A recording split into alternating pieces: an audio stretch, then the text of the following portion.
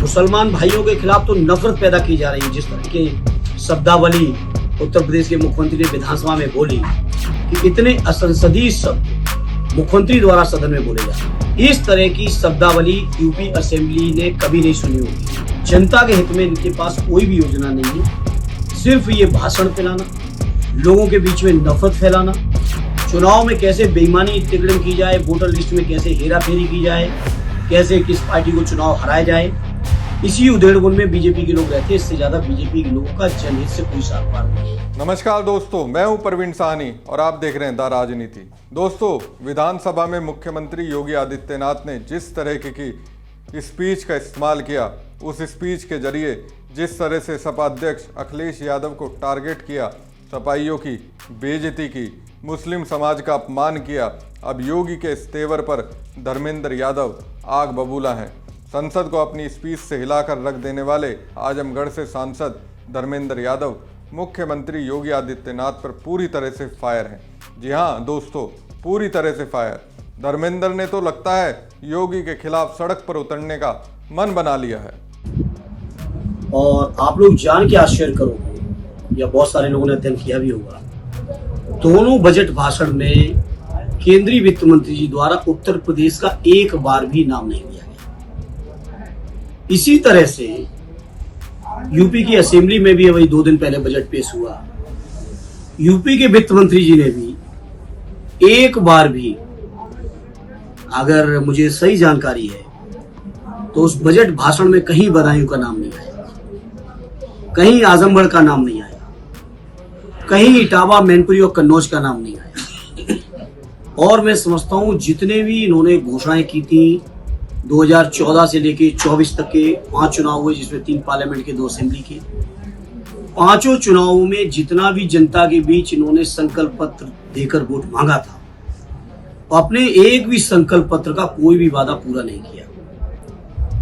और उत्तर प्रदेश के अंदर इतनी दुर्व्यवस्था है, हमारे एक माननीय सदस्य ने अभी असेंबली में मामला उठाया, 9 लाख से ज्यादा संविदा कर्मी जो शोषण के शिकार हैं अपने ठेकेदारों के, उन ठेकेदारों द्वारा शोषण हो रहा है और उस संविदा के माध्यम से दलित, पिछड़े, अल्पसंख्यक भाइयों को सेवाओं से कैसे अलग किया जा सके, कैसे बाबा साहब भीमराव अम्बेडकर जी के जो सपने रहे या जिन्होंने जो कानून में या संविधान में जो अधिकार दिए, मंडल आयोग की सिफारिश के बाद जो संविधान में और अधिकार बढ़े पिछड़ों को, सारे अधिकारों का खुलेआम हनन हो रहा है। कहीं भी सरकारी नौकरी में दलित पिछड़ों को आरक्षण नहीं मिल रहा है। मुसलमान भाइयों के खिलाफ तो नफरत पैदा की जा रही है। जिस तरह के शब्दावली उत्तर प्रदेश के मुख्यमंत्री ने विधानसभा में बोली, मैं समझता हूं उत्तर प्रदेश जैसे शानदार प्रदेश का यह दुर्भाग्य है कि इतने असंसदीय शब्द मुख्यमंत्री द्वारा सदन में बोले जा रहे हैं, चाहे वो हमारे अल्पसंख्यक भाइयों, मुसलमान भाइयों के लिए बोले गए हों, चाहे वो हमारे नेता आदरणीय अखिलेश यादव जी के लिए बोले गए हों या कांग्रेस के नेता राहुल जी के लिए बोले गए हों। इस तरह की शब्दावली यूपी असेंबली ने कभी नहीं सुनी होगी। सदैव नेताजी बताते थे कि उत्तर प्रदेश असेंबली की वो गरिमा रही, वो परंपराएं रही, जिन परंपराओं को देश की संसद भी कई मौकों पर अनुसरण करती थी उत्तर प्रदेश की परंपराओं की। उस उत्तर प्रदेश की असेंबली के अंदर जिस तरह से दुर्भाग्यपूर्ण ये वक्तव्य आ रहे हैं मुख्यमंत्री जी के, ये मैं समझता हूँ प्रदेश का दुर्भाग्य है। पीएम मोदी और सीएम योगी क्या से क्या कर रहे हैं, कहां से किधर देश प्रदेश को ले जा रहे हैं, राजनीति को किस दिशा में मोड़ रहे हैं, पूरी कहानी अपने शब्दों के जरिए सबके सामने कह दी। एक तरह से दोस्तों, धर्मेंद्र यादव ने चुन चुनकर योगी मोदी से सपाइयों का हिसाब अपने तरीके से ले लिया। जहां तक बजट का सवाल है, लगातार उपेक्षा हो रही है। एक भी बात, एक भी भाषण, एक भी वादा इनका पूरा नहीं हो रहा है। आज जब हम आप बैठे हैं बदायूं में बात कर रहे हैं, आदरणीय अखिलेश यादव जी ने, मुझे याद है 20 दिसंबर 2013 को यहाँ के मेडिकल कॉलेज का शिलान्यास किया था और शिलान्यास के 1.5-2 साल के अंदर ही ओपीडी शुरू हो गई थी। ओपीडी शुरू होने के 15 दिन के अंदर 3000 से ज्यादा ओपीडी हो रही थी, जो कि आज योगी जी के इस कार्यकाल के 8 बजट कंप्लीट होने के बाद, 9वां बजट पेश होने के बाद भी उस मेडिकल कॉलेज में दुर्दशा है। कल एक बदायूं के साथी हमसे कह रहे थे कि इतने बड़े चूहे हैं मेडिकल कॉलेज के कि उनका साइज खरगोश जैसा हो गया है। ये दुर्दशा है। मरीजों को आईसीयू में चूहे काट रहे हैं। कुछ मरीज अपने इलाज से इतना परेशान, निराश, उदास हो गए कि उन्होंने मेडिकल कॉलेज से कूद के आत्महत्याएं की। जब आज हमने जानकारी जुटाई, पिछले 8 साल पूरे होने के बाद, 9वां बजट पेश होने के बाद, मेडिकल कॉलेज जहां आदरणीय अखिलेश यादव जी ने छोड़ा था, आज का आज वहीं का वहीं है। कोई भी उसमें नया विस्तार या जो प्रोजेक्ट के लिए पैसा मिलना चाहिए था, वो पैसा नहीं मिला। आज मैं कह रहा हूं, आप लोग यहां से जाएं अगर मेडिकल कॉलेज, तो 65 डॉक्टरों की कमी है। 65 डॉक्टर्स की अभी भी कमी है उसमें। लगभग 450 बेड का बनना चाहिए था। 303 बेड कागजों पे चल रहे हैं, लेकिन लोग बता रहे हैं वो भी नहीं चल रहे हैं। तो ये तो हाल है। तो मैं जब बदायूं में बैठा हूं तो मैं पूछना चाहता हूं यहाँ के मुख्यमंत्री जी, वित्त मंत्री जी और बीजेपी के यहाँ के नेताओं से कि आखिर बताएं कि केंद्र के बजट में उत्तर प्रदेश को कितना मिला और उत्तर प्रदेश के बजट में बदायूं को कितना मिला, आजमगढ़ को कितना मिला, मैनपुरी को कितना मिला, कन्नौज को कितना मिला, और अगर उपेक्षा हो रही तो आखिर कारण क्या है।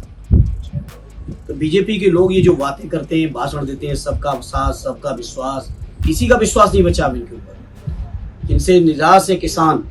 आप सोचिए, गन्ना पेराई का आधे से ज्यादा सत्र निकल गया, लेकिन गन्ने का समर्थन मूल्य की घोषणा आज तक नहीं है। आज तक समर्थन मूल्य की घोषणा नहीं है। पिछले 8 साल कंप्लीट होने के बाद भी केवल एक बार 2021-22 का सत्र, जिस समय चुनाव होना था असेंबली का, केवल एक बार गन्ने का मूल्य बढ़ाया गया। गन्ने में कोई मूल्य नहीं बढ़ा। खाद की हालत आपने देखी, ब्लैक मार्केटिंग से कितना किसान परेशान रहा। बिजली किसानों को समय पे मिल नहीं रही है, जिससे वो अपने खेती की सुरक्षा कर सके, सिंचाई कर सके। जब वो लेके जाते हैं अपनी फसलें तैयार करके, तो उन पे दलाली तमाम तरीके से चल के उनको न्यूनतम समर्थन मूल्य नहीं मिल रहा है। बीजेपी के लोगों ने 14 में घोषणा की थी कि स्वामीनाथन जी की सिफारिश को हम लोग लागू करेंगे, 1.5 गुना समर्थन मूल्य का कानूनी गारंटी देंगे। वो आज तक नहीं थी। तो पूरी तरह से बीजेपी की ये सरकार, चाहे केंद्र की हो चाहे उत्तर प्रदेश की हो, ये जनविरोधी सरकार है। जनता के हित में इनके पास कोई भी योजना नहीं है। सिर्फ ये भाषण फैलाना, लोगों के बीच में नफरत फैलाना और दिन रात चुनाव लड़ना।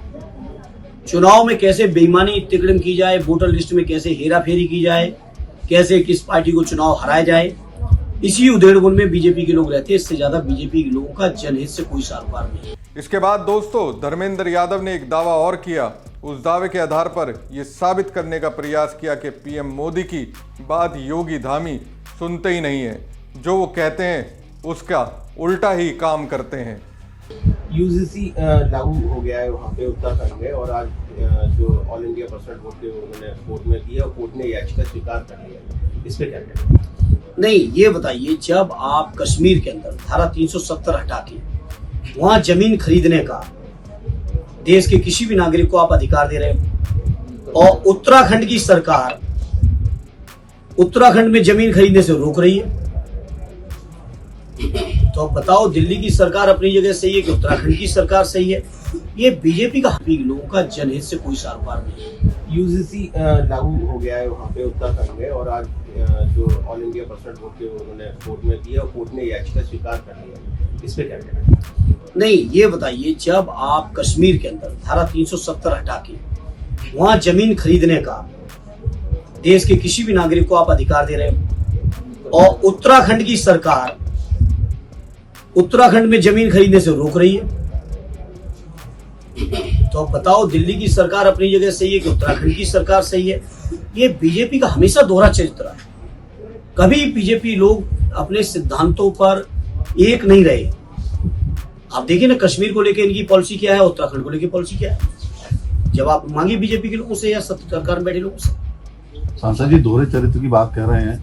योगी जी कहते हैं सफाई अपने बच्चों को इंग्लिश पढ़ाना चाहते हैं और दूसरों के बच्चों को उर्दू। देश को कठमोलापन की तरफ ले जाना चाहते हैं। योगी जी ने, मैंने भी सुना है, हमारे लीडर ऑपोजिशन जो स्पीकर रहे कई बार, और मैं समझता हूँ सदन के वरिष्ठतम माननीय विधायकों में से एक है, मैंने सुना योगी जी ने उनके संस्कृत शब्द को छोड़ दिया, उर्दू शब्द को पकड़ के हमारे मुसलमान भाइयों के खिलाफ जो बोला है उसकी जितनी भी निंदा की जाए उतना कम है।